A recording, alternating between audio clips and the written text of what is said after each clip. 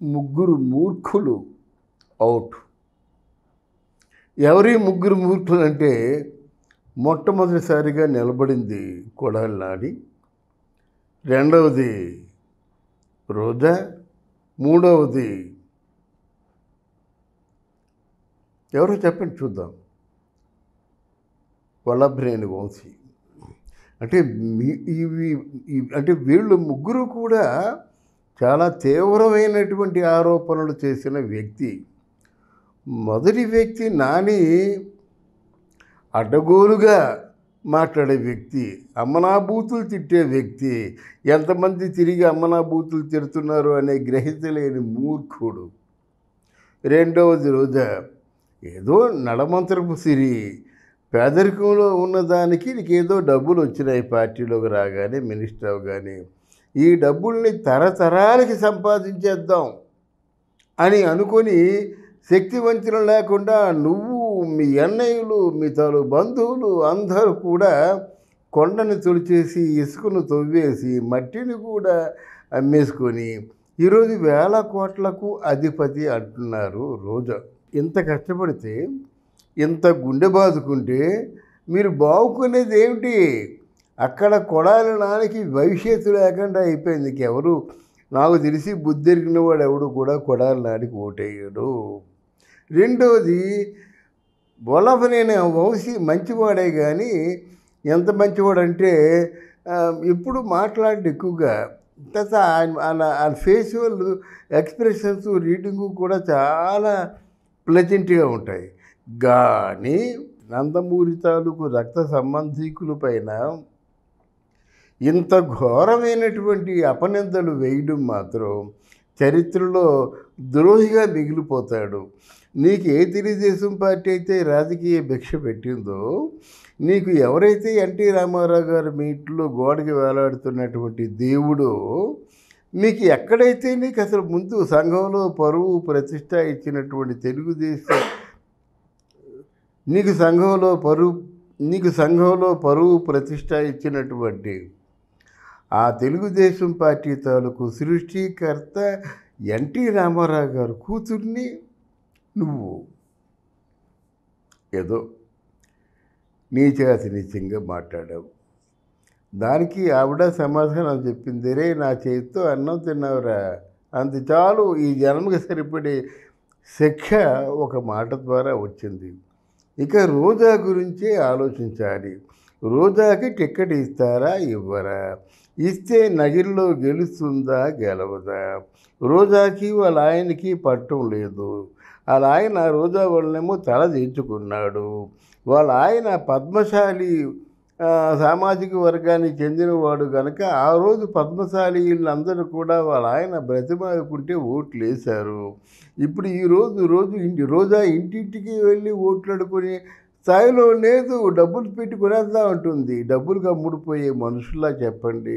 ఏదో ఈ రాజకీయ నాయకులు అలాగ అనుకుంటారు కానీ డబ్బులు కమ్ముడిపోయిన మనుషుల అంటారు. అక్కడ 5,000 ఇచ్చాం, ఇక్కడ 10,000 ఇచ్చాం, ఇక్కడ 3,000 ఇచ్చామని. తీసుకున్న వాళ్ళు ఎవరో చెప్పండి.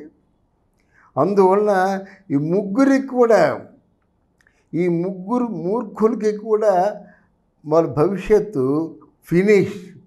ఇకపోయినట్టయితే ఈ గవర్నమెంట్ అంటే రాబోయే గవర్నమెంట్ మాత్రం, అంటే ఎవరైతే నేరము, ఎవరైతే అపరాధం చేస్తారో, అవినీతి చేస్తారో వారికి కఠినమైన శిక్ష వేసేందుకు గాను సిద్ధంగా ఉండాలి.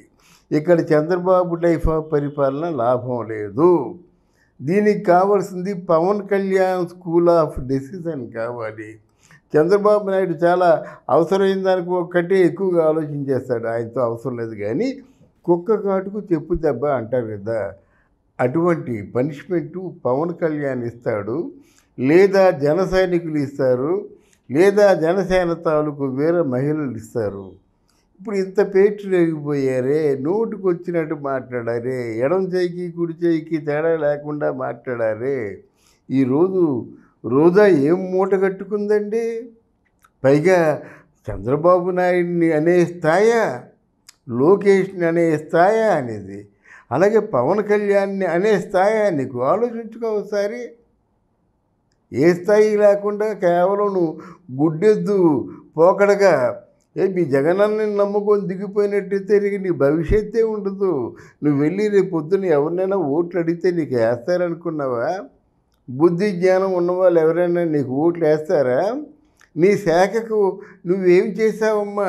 టూరిజం డెవలప్మెంటు, కల్చరల్ స్పోర్ట్స్ అథారిటీలో ఎంతసేపు ఆట ఆడుదాం ఆంధ్ర, ఏదో నువ్వు చెడుగులు ఆడడం, కబడ్డీ ఆడి, వాలీబాల్ ఆడడం, ఇట్లాంటి ఏవో పిచ్చి పిచ్చి ఆటలు కనిపించాయి. కానీ అసలు ఆంధ్రదేశంలో ఎందరు ఎక్స్పర్ట్లు ఉన్నారు, ఎందరు మట్టిలో మాణిక్యాలు ఉన్నారు, వాళ్ళు ఎలా వెలికి తీయాలి? ఒకటి, ఆంధ్రదేశంలో అందాలు ఏ ఏ ప్రాంతంలో ఉన్నాయి, ఈ అందాల్ని టూరిజం స్పాట్స్గా మార్చినట్టయితే ఎంతవరకు ఎకనామికల్, అంటే టూరిజం స్పాట్స్గా మార్చినట్టయితే ఎంతవరకు ఎకనామికల్ సపోర్ట్గా రాష్ట్రానికి ఉంటుందో ఏ రోజైనా ఒక సర్వే చేసావా? సర్వే అందించావా?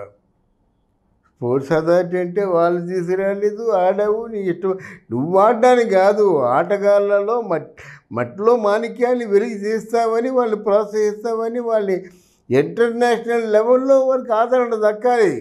లేకపోతే ఏదో కేవలం నువ్వు కబడ్డీ ఆడితే మాకేం కావాలి, వాలీబాల్ ఆడితే మాకేం కావాలి, ఇంకేమైనా చేస్తే మాకేం కావాలమ్మా? ఇగో నా మూలంగా ఒకడు నేషనల్ ప్లేయర్ అయ్యాడు, నా మూలంగా ఒకడు ఇలాగ ఇంటర్నేషనల్ ప్లేయర్ అయ్యాడని చెప్పుకోవడానికి ఒక్క సంఘటన ఉందా?